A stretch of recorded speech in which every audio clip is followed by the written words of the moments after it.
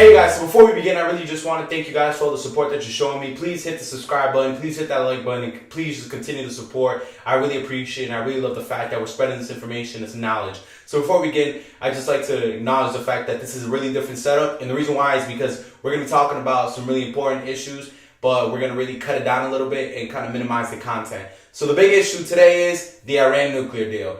Now, to really understand what's going on with Iran and the international community, we have to look back a couple of years. This has been going on for about 20-25 years. And I think the height of it started in early 2000s when Iran was caught with trying to develop enriched uranium for about 18 years. And enriched uranium is a very potent and necessary component in developing a nuclear bomb.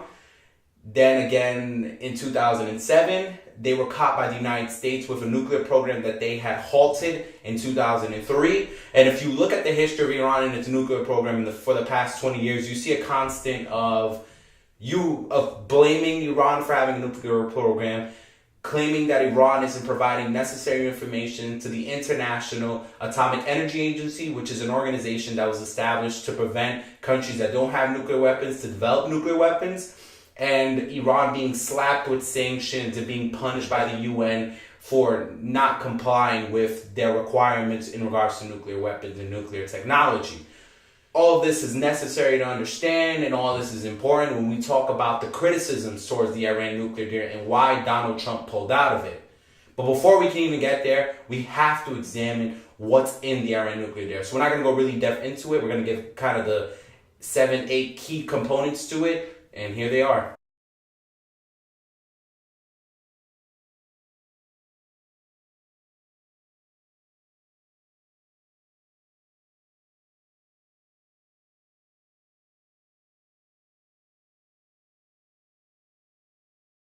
So the whole purpose of the Iran nuclear deal is to halt the development of a nuclear weapon by Iran.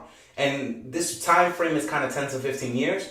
And this is even extended further to about 10 to 16 years. The reason why is because once the Iran nuclear deal advances, Iran then has to deal with the fact that a part of this plan was to ensure that they couldn't develop a nuclear weapon 2 or 3 weeks after the plan has ended. In fact, it would take them about 9 to 12 months to be able to develop a nuclear weapon. All of this is important because it all connects back to the criticism towards the bill.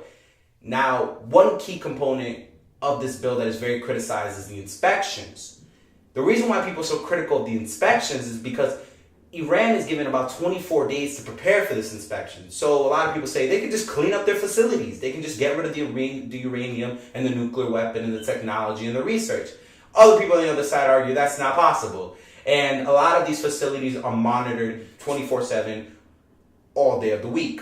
So for them to be able to do that would be very difficult. Another big criticism towards the bill is the lifting of the sanctions on 2 different ends. The first issue is a lot of people believe that Iran should not be given this $100 billion in assets because what we're doing is providing the money to develop an infrastructure that will have the capability to develop a nuclear bomb and continue their funding of radical Islamic groups within the region. The other criticism is these sanctions and how they're further implemented if Iran breaks these policies is not rational. So basically, if Iran was to violate the Iran nuclear deal, all of the sanctions will be slapped on. There is no middleman. There is no maybe you'll get these sanctions, you get a minimum of that sanction. No, it's all the sanctions are back on. Another humongous criticism is the fact that at the end of this deal, Iran might get a nuclear weapon.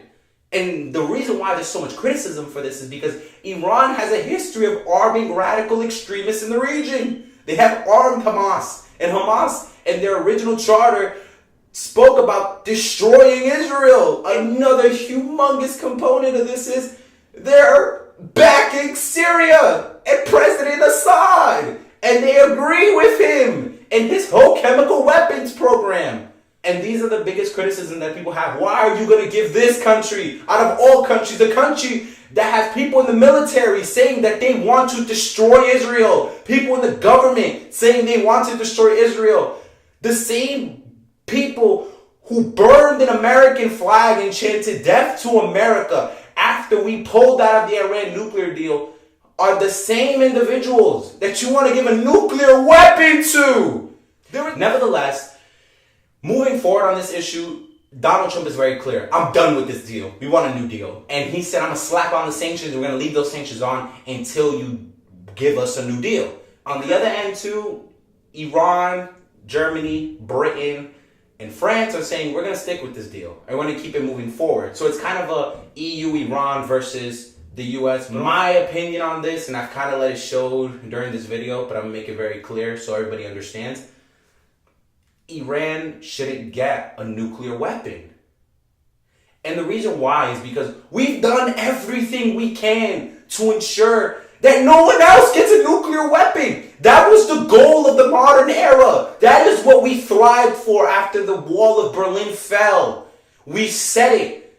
This has been going on, but even before the wall fell, during the Bush administration, Bush Sr., this was the goal, was to not have another arms race. So many conversations, so many legislations, so many international discussions, so many committees developed. All for what? If we're just going to create a program that's going to gradually lead to Iran getting a nuclear weapon.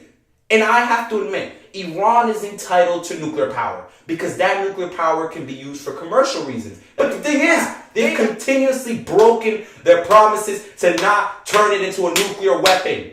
And I have to also play devil advocate here, and I have to applaud President Obama. Because after reading the timeline of the Iran nuclear deal, you realize the farthest we got to stopping these programs was for a couple of months, maybe 2 or 3 years. Obama got nearly 2 decades of halting this program. And it's unbelievable that he was able to do that. When you look at it from a small perspective, you think, wow, this deal was nothing. 10 to 15 years is nothing. But then when you put everything into context, you say, this is a breakthrough. And let me know what you guys think. If you agree with the Iran nuclear deal, you want to look more into it, I got all the links in the description. You can check them out, read the entire document. If you agree with the Iran nuclear deal, call your legislators and tell them to push for the United States to reinstate the Iran nuclear deal. If you don't, call them, advocate, start groups, start having conversations, start having dialogues.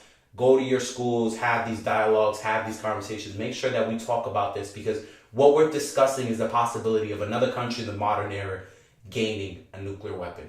Again, my name is Noah Frias, and this is The Sit Down. I'll see you guys later. Thanks for watching.